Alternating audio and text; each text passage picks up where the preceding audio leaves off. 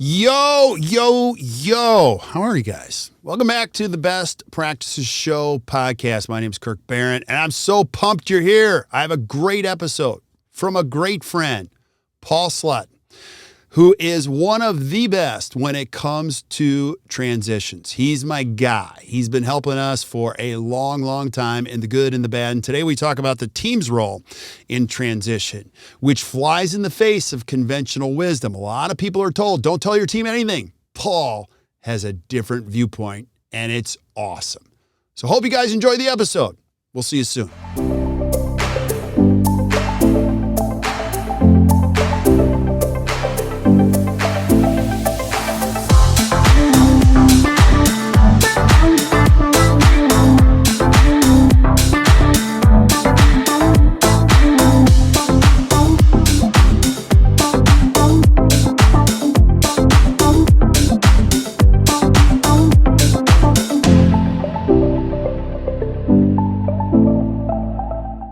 Hey guys, welcome back to another edition of the Best Practices Show. And man, do I have a great one for you today. I got my good friend Paul Sletten on, and Paul has been a trusted resource for many, many years. I've been doing this for 25 years. And Paul's my go-to guy whenever I have questions about transition. And what I know about transition is it's difficult. It's challenging.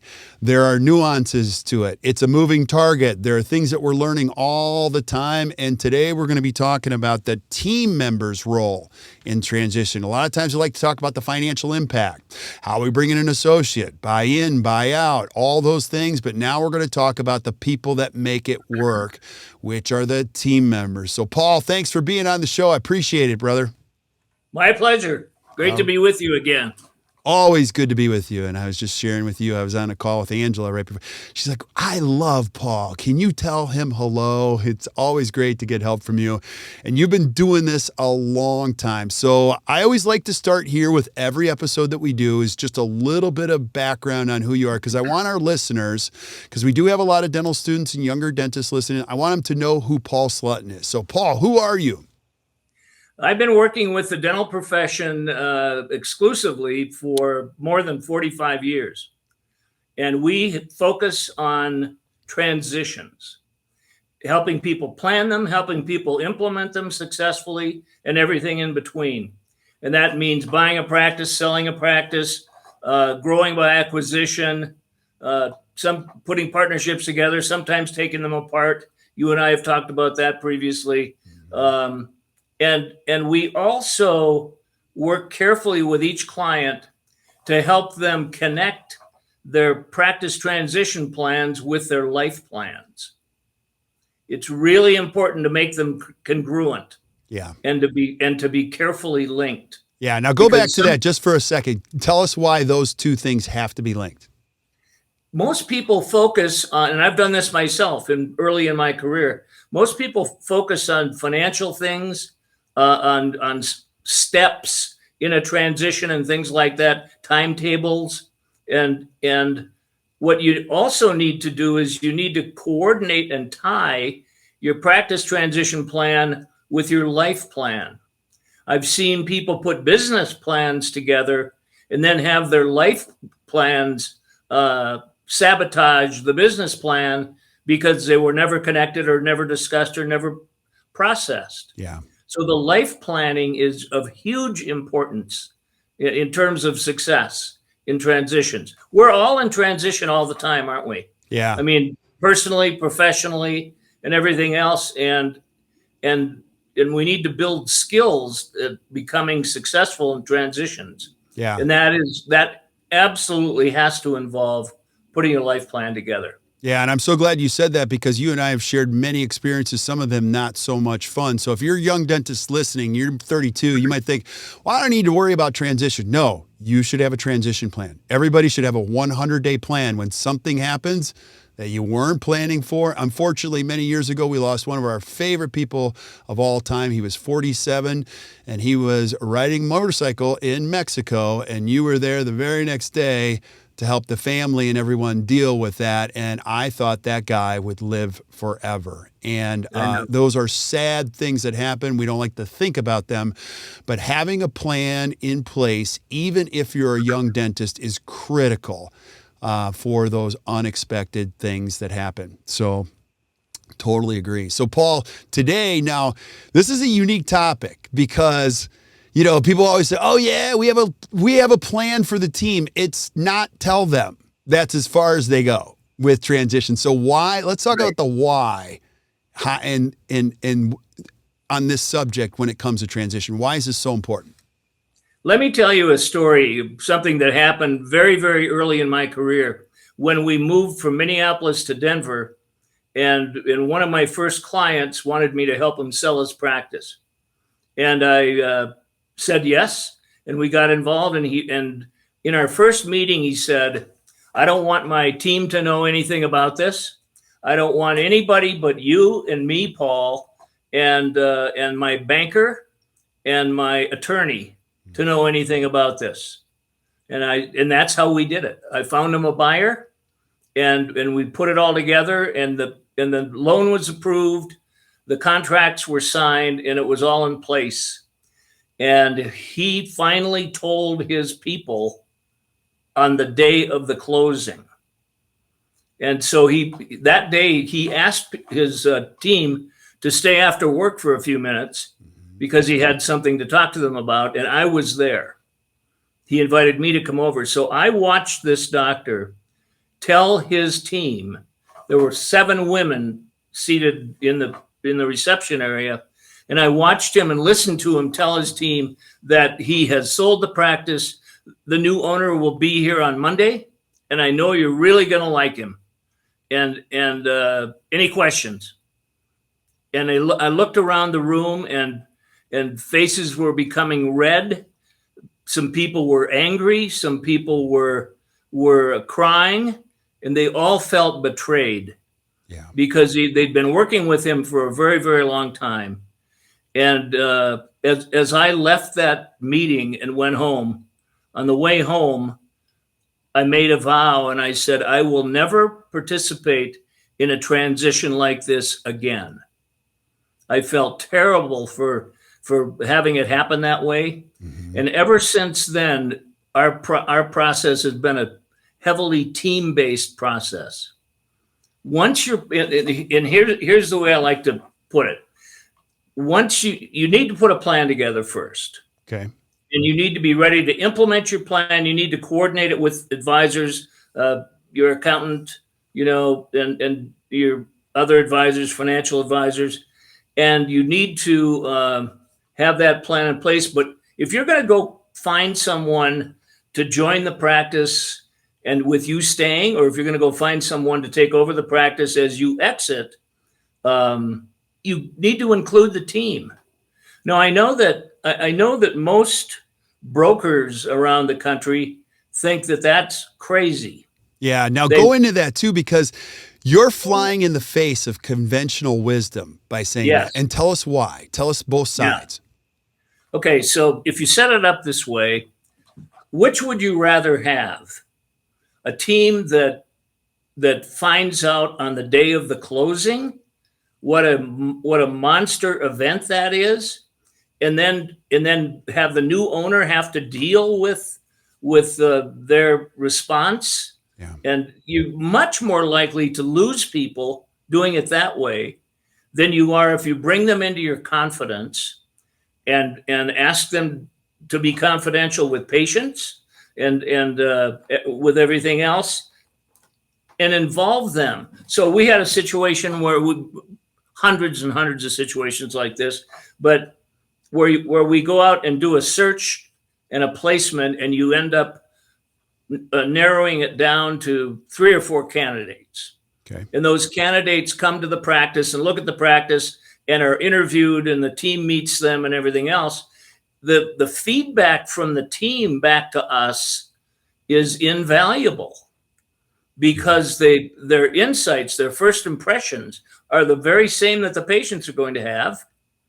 And And so we not only involve them awareness wise, we involve them in the process. Right. So we had a young doctor just out of dental school who went into a pretty sophisticated practice and looked at it. And he was interviewed by the team and had a conversation with the team for about an hour and a half. Mm-hmm.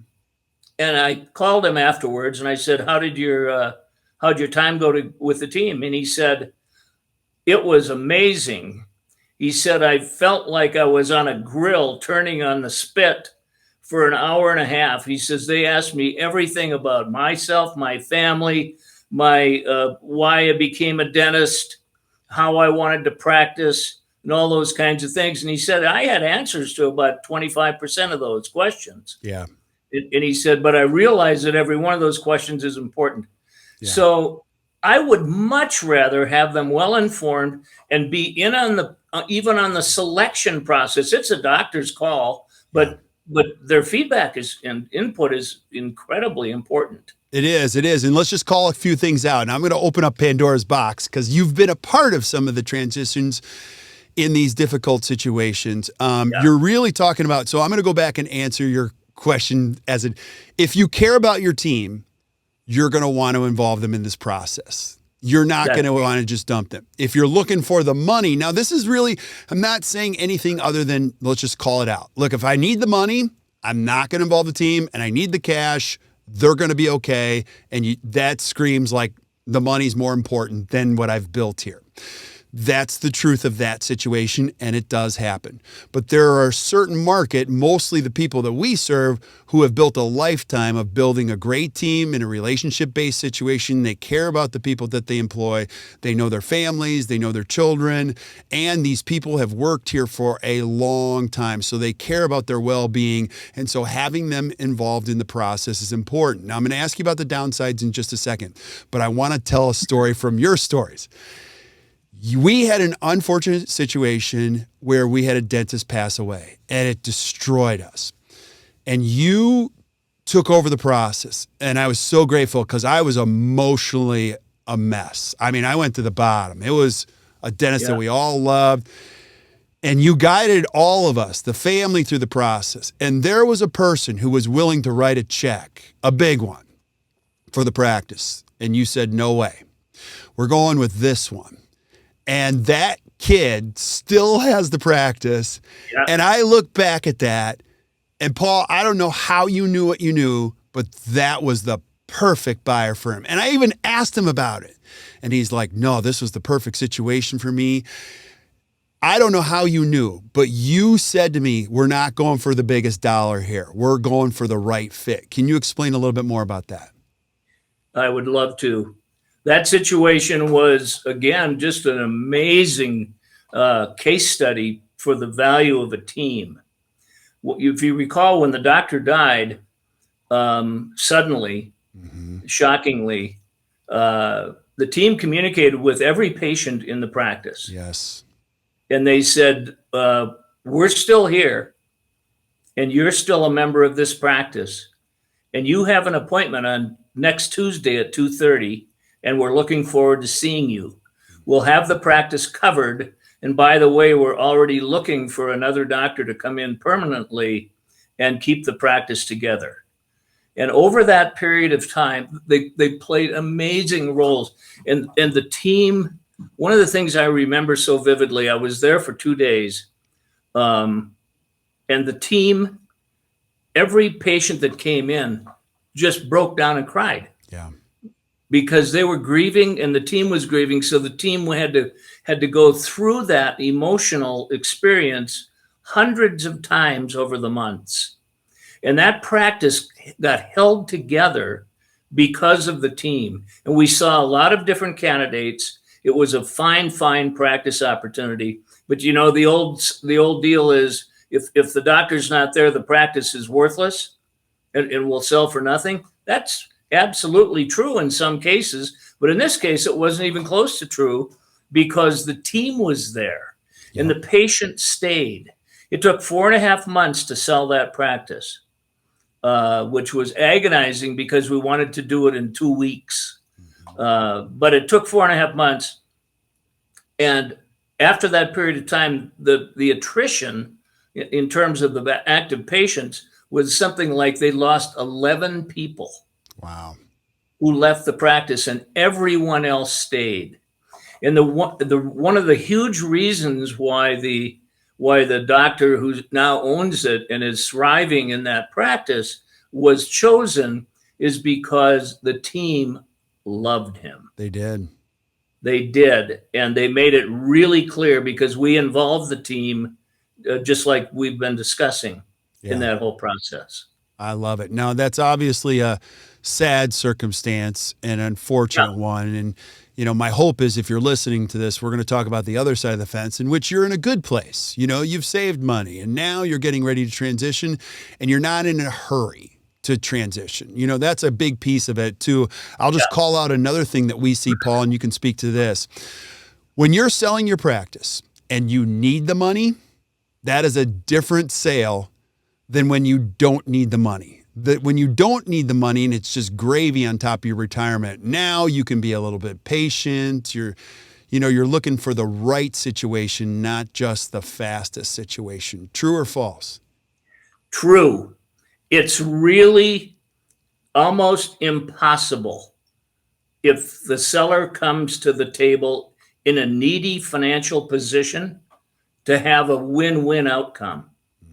Because they have to get every penny out of the sale. Yep. And they often drive off the buyer because that clearly is the number one issue. Yeah. If somebody, the person who's done a good job with financial planning and been disciplined over their careers comes to the table in a very different way. They're going to get the same amount of money at the closing, but they're looking to put it together in a real winning fashion for the successor as well, totally. Because that kind of practice is what you and I call a legacy practice. And that's a practice that can continue serving that community for many, many decades after the exit of the founder. Yeah, I love it. Now, can I ask you about the downsides? So if I'm listening to you and I'm a young dentist, I'm totally picking up what you're putting down. But talk to me about the downsides that might happen if I include my team in this discussion. Are there any downsides, potential downsides, or things that you would consider best practices when it comes to involving your team in this process? Yeah, I would just say that if you have a hierarchical structure with your staff, that was probably not a good idea to tell them and involve them in the process, because they're not going to want to be involved in the process because you haven't worked on building those relationships and all of that trust. Okay. So that would be more dangerous. Mm-hmm. I have a situation right now that I've been actively involved in this week where we're representing a buyer, and the buyer is, the seller has said, you are absolutely not going to be able to talk to our people because they don't know. And we're really close to the closing. The buyer's financing has been approved and all of that, but the buyer made it a condition that they would not go ahead with it unless they had access to the staff. In this case, where they call them the staff, because they're not a team. So a lot depends on the practice culture. A lot depends on the relationship between but you've got to dig deep enough to know those things and know what exists in the culture of that practice, not just review all the financials. You've got to do that in your due diligence if you're a buyer. Yeah. And you've got to get all the answers you possibly can. Yeah. But those are some huge issues. They are. And you're speaking my jam here too, because, and again, I love talking to, we got a third person in the room here, Paul, as we talk, and it's sometimes the younger dentist listening. So you might be confused by this message, but at the same token, you'll always hear this: your building is not your greatest asset. Your patients, those charts, even if they're digital, not your greatest asset. That CBCT, not your greatest asset. Your greatest asset you will ever have will be those amazing people that help you build this practice. And when you can get your brain around how to grow, develop, create leaders in your practice, share wonderful stories with these amazing people that help you build a legacy practice. Now it becomes an unbelievable asset that many people would love to be a part of. And now you've got that much more value on your hands. Let me ask you this though, Paul. Okay, so let me just throw a little complexity in there because I always want to be thinking about it. But Paul, what if I have a partner and maybe I got an associate, type of thing, and I want to transition? Do the same rules apply if I have a partner and other producers in there? And how do you see that process? That's a little bit of different situation. So if you're going to move, for example, if you're going to move an associate into partnership, mm-hmm. and that's an objective, the team's going to have to support that. Yeah. The partner's going to, they're all living together. And so I think they need to have awareness. They're not going to have involvement in the interviewing process because the other doctor's already there. Yeah. So there are situations where the team, let me give you an example. If you have somebody there who's an associate, you've already got a partner, as you said, and now you have an associate. If the team doesn't believe in that associate, but somehow they're going to become an owner, that you're going to really have an issue there. Yeah. They'll see that well ahead of time. And they'll find it really difficult and challenging to support that person as an owner. Yeah, absolutely. So that I totally get it. And that I agree. That's a complex process. Now let's go back to this. So you probably have a process that's laid out for this. When you're engaging a seller and a potential buyer, you try to get them all on the same page. And do you have a process that's outlined and say, okay, here's how this is going to work? Now, you don't have to share everything with us, but you set up the interview. Give us a little sense of how that process works once you put those two together at some point. We begin our process with a new client who's wanting to put a plan together. We spend a day and a half to 2 days, depending on whether it's a solo practice, a multi-doctor practice, or whatever. The time we spend together would be variable. We include the doctor and the spouse. Okay. And we pull a whole bunch of information on the practice, financials, practice management software, reports, and things like that. We have a lengthy checklist that we use for that. So we're well aware of what's happening financially in the practice before we meet. And then we sit down, and we spend the first morning together getting to know them personally. Who are you? Where'd you grow up? What was your family like? What was it like to grow up in that community? What are some of the things you greatly enjoyed, as a young kid and as a teenager? And how did you get on a path to become a dentist, and why? Yeah. And all those kinds of things. And are you practicing right now the way you intended to practice when you first dealt with putting a vision together, even if you didn't call it a vision? Right. And all those kinds of things. Who influenced you along the way? Who are valued mentors in your life? And things like that. That's all part of a questionnaire that I have put together. Yeah. That the doctor and spouse each answer. And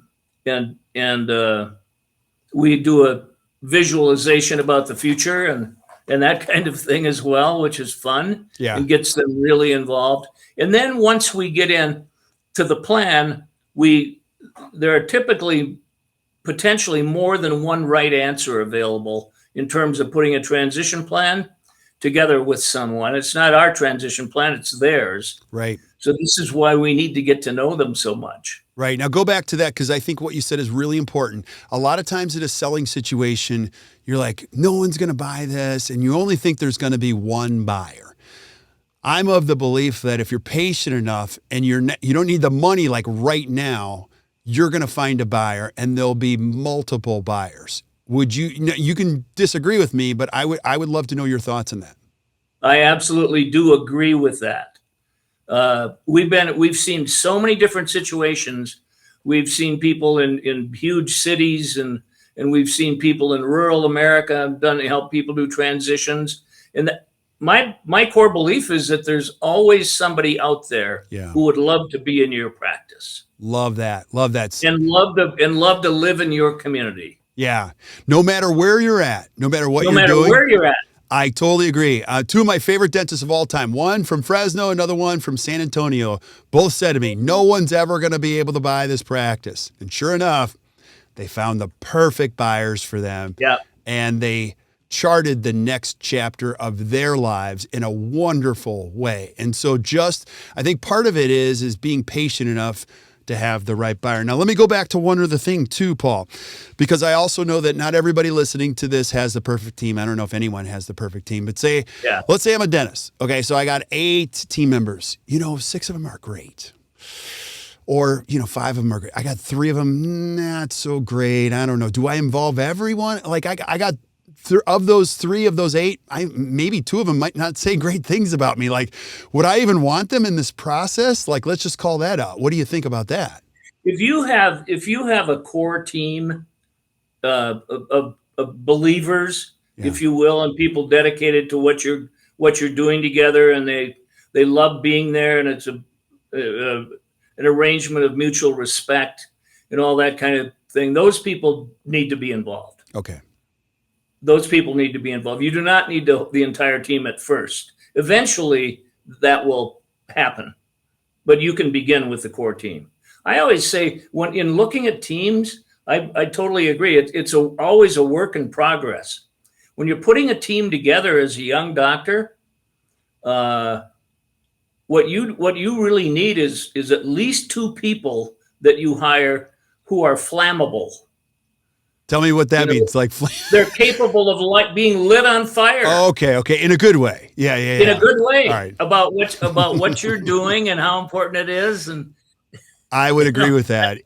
That works with anything. Like, if you're building a family, it starts with the nucleus, which is you and your spouse or significant other. And from there, you create this wonderful whatever it is that you create. But you're right. You have to start with a core group and work your way out. Not the other way of like, I got to find a big group. No, a core group, and start there. I agree. Yeah. Now, other things like how might I temper the conversation with my team? Take me into that. I know, you don't have to disclose your whole entire process, but let's say we do this, Paul. How am I going to, what's the first conversation sound like when I pull them all into the room? And it's going to be different than, hey, look, I'm selling the practice and there's a new owner, but hey, look, here's what I'm thinking. And here's what we're going to do. How would I even get my brain around that conversation? It usually happens when people no longer have hair on their heads, or it's a different color than it was originally. Wait. Come on. My hair went away at 14, so that doesn't work. I get Mine's in the process. Yeah. So you, in what you want to do, go ask me that again, Kirk. So let's just talk about the first conversation I'm going to have with my team about this process. I am engaging this guy named Paul Sletten. He's awesome. Couple things I want to let you guys know about on the horizon. Here are my thoughts, and this is what's going to happen in the next few months. Is that kind of how the conversation would go at the end of the day on a Thursday or something like that with my team? Yeah. And let them know that I'm going to include them in this process. How would I get my brain around that conversation? Depending on the situation, I might say to them, our patients have been asking me for quite some time now how much longer I'm going to practice. Because they do. They do. All the time. And I would say to the team, and I've never had that conversation with you, the team. And I am thinking about that. And I'm going to work with the Sletten Group to put together a plan. And the plan's going to take some time. We're going to be patient with it, but we're going to go out and look for my successor. And I want to involve you in that. I want to be transparent.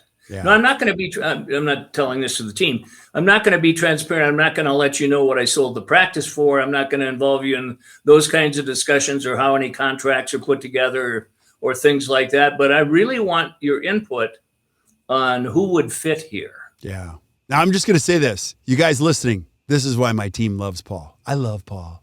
Paul's so nice. He's like, you're really, I love what you're saying. Number one, you're getting them ready for this conversation. Yeah. You're also letting them know that they're important and that they'll be involved. And you're also setting really clear expectations. This is not going to be your decision. It'll ultimately be mine.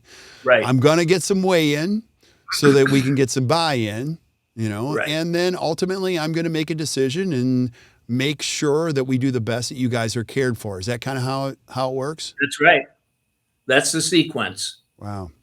Awesome. And there's one other thought on this while we're on it.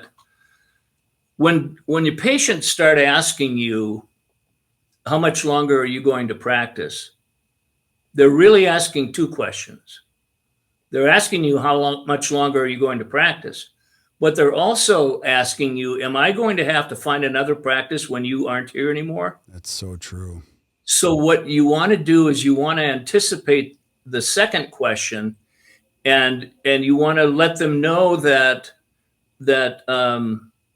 before I actually retire, we will go find a great dentist to come in here and work with me and take over the practice so that you and your family and your friends will be able to continue to call this your dental home. Yeah.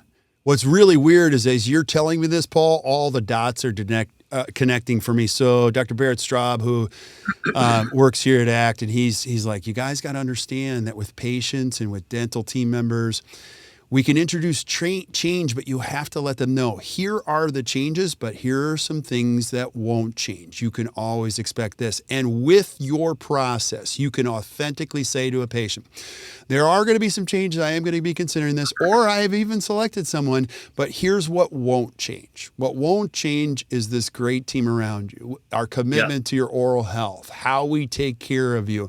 And so the patients need peace of mind that this is going to be their dental home. That's a quadruple win, if not more, don't you think? I do. Yeah. Any other pitfalls that you have or things to consider that you would say to a young dentist when it comes to transition and the team's role in transition? I think the young dentist needs to go through a planning process as well, and a self-clarification process, in that they need to identify and very carefully identify what kind of practice environment they would thrive in and feel great about and want to be part of. Mm-hmm. And get really specific about it. And that will influence you on the importance of the team or how to put a team together. You can't do that all by yourself. Right. You just can't do that. You need help. You need help doing that. You need to work with ACT. You need to make those discoveries about what you really want out of your career. Totally agree. This is a huge investment. So please don't use your brother-in-law who writes contracts or LegalZoom, because you can save a lot of money by writing your own deal. I've seen some of the weirdest things when people are like, I'm just going to save some money by doing this. And I would also say, one other thing, we've talked about this a little bit, dual representation or single talk about that. As a buyer seller, do you want unique parties on each side? You never want like one person managing both sides, no different than a real estate transaction. True or false on that side of things? That's a conflict of interest. It is. One person representing both sides. And an exception to that might be finishing a contractual relationship between people who've been successfully practicing together for a long time. Right. And you just need to put that final piece together. Yeah. But typically, when we meet a young buyer and we're representing the seller in a transition, we always talk to the young buyer, if they haven't already done this, to find an advisor who can help them look at this opportunity, and but please be careful and only select somebody who knows the dental playing field. Yeah. And is dental specific in terms of their awareness. Yeah. I don't want your cousin from Toledo who knows a guy, Yeah. To do this. Totally agree. And so, Paul, you're our guy. I trust you tremendously. You've been there for me in the good times and the challenging times with people that we love, and you've always done an amazing job. So I'm so grateful. Any last thoughts as we wrap this up on the team's role in transition? I would just encourage everyone who's thinking about doing something like this and transitioning your practice to take some action, knowing that it can take time. And you're going to want to be patient. If somebody asked me today, how long will it take to sell my practice if I'm in a good, successful solo practice? My answer is, we're not sure, but we're going to need to be patient. Sometimes it's the first person to come along. Right. Sometimes it's the 31st. We've had that circumstance. So you need to be patient, and you need to put a plan together, ideally 5 years out from the time of your transition. Yeah.